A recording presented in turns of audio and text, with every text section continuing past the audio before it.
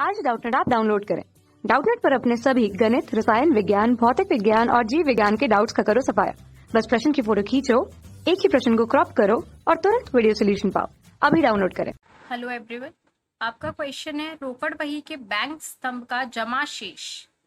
आप cash book बनाते हो, उसमें बैंक का जो कॉलम होता है, यानी कि ये आपकी कौन सी कैश बुक की बात कर रहे हैं, ये आपके डबल कॉलम कैश बुक जिसमें कैश का और एक बैंक का भी कॉलम होता है, उसकी बात करें।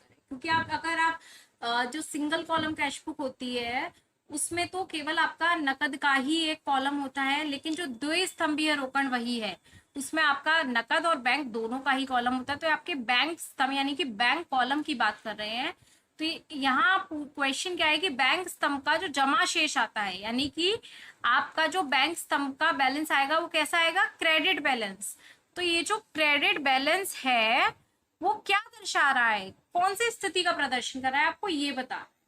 तो देखिए, सबसे पहली चीज, अगर हम कैश बुक के बैंक कॉलम की बात करें तो बैंक कॉलम एक तरीके से बैंक अकाउंट ही तो हो गया। आप अलग से अपनी खाता वही बनाते हैं, उसमें कैश अकाउंट बनाते हैं, बैंक अकाउंट बनाते हैं। बट जब आप अपनी कैश बुक बनाते हैं तो कैश बुक में ये सारी चीजें समराइज हो जाती हैं, मर्ज हो जाती हैं और काफी इन शॉर्ट आप रिप्रेजेंट कर सकते हैं, मतलब बहुत ही संक्षिप्त में आप उसे बता सकते हैं।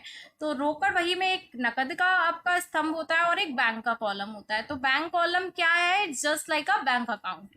तो बैंक अकाउंट की हम अगर आप बोले कि जो बैंक खाता है एक तरीके का आपका, वो कौन सा खाता है, कौन सा नेचर ऑफ अकाउंट, खाते की प्रकृति क्या है, तो ये आपका वास्तविक खाता है। अब ये हमने कैसे बताया कि ये वास्तविक खाता है। खाते आपके तीन प्रकार के होते हैं, व्यक्तिगत, वास्तविक और नाम मात्र। बैंक खाता वास्तविक खाता क्यों है, क्योंकि बैंक एक क्या है, एक असेट है। जब आप अपनी असेट का मतलब बैलेंस शीट बनाते हैं तो उसमें असेट वाले कॉलम में बैंक, कैश सब कुछ आता है। तो बैंक क्या है, आपकी असेट है, और असेट यानी कि संपत्तियों से संबंधित खाते आपके वास्तविक खाते कहलाते हैं। और वास्तविक खातों का नियम क्या होता है, वास्तविक खातों का नियम होता है जो आया वो डेबिट और जो गया वो क्रेडिट। मतलब अगर आपके बैंक में बैलेंस बढ़ रहा है, जैसे कि आपने जमा कर दिया या आपको इंटरेस्ट मिल गया या कहीं और से किसी ने आपका नेफ्ट वगैरह करा दिया तो आपके पास पैसा बढ़ गया, तो वो कहाँ आएगा, डेबिट में आएगा। यानी कि डेबिट आपकी कौन सी पोजीशन बता रहा है, अगर इन शॉर्ट बोले तो प्लस। बैंक में जब भी कुछ प्लस होगा, जैसे 50,000 बैलेंस है, 60,000 हो गया, 10,000 बढ़ गया तो 10,000 प्लस हो गया तो वो डेबिट है। बट यही हम इसका ऑन द कॉन्ट्ररी अगर हम अपोजिट बात करें कि बैंक का बैलेंस था 50,000 रुपए, बट अभी वो शो कर रहे हैं 40,000, मीन्स यहाँ 10,000 का बैलेंस कम हो गया। कम हो गया का मतलब गया, तो आपका ये माइनस को रिप्रेजेंट कर रहा है। I hope idea is clear. अब क्या है, रोकड़ बही के बैंक स्तंभ का जमा शेष। जमा शेष यानी कि credit, credit balance. Credit balance क्या दिखाता है, आपका गया, मीन्स माइनस। अब आपका जब बैलेंस माइनस में आ रहा है तो इसका मतलब क्या समझे हम।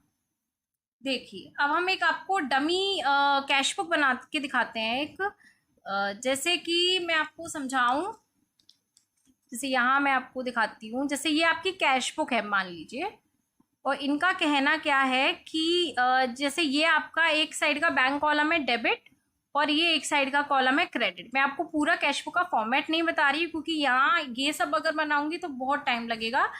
अब डेबिट और क्रेडिट आपके दो कॉलम है। अब इनका कहना क्या है कि जमा शेष आ रहा है, मतलब आपकी इस साइड का बैलेंस कम है, इस साइड का ज्यादा है।